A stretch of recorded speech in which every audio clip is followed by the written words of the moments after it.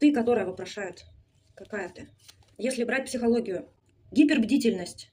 Ты зациклена на том, что можно ли вообще кому-то доверять. Потому что в прошлом было много предательств. Откуда берется гипербдительность, которую по ошибке эзотерики, которые совсем эзотерики и не знают психологию, называют эмпатией.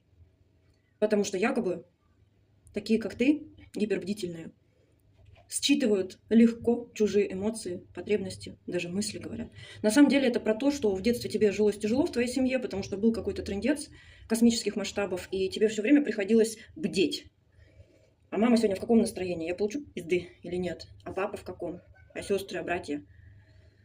И потом ты это все притащила в отношения, во взрослые, в партнерские, в семейные. И сейчас ты, на самом деле, это не про то, что ты ревнивая, это не про то, что с партнером что-то не так, это в первую очередь про то, что у тебя внутри есть программа гипербдительности, программа недоверия миру.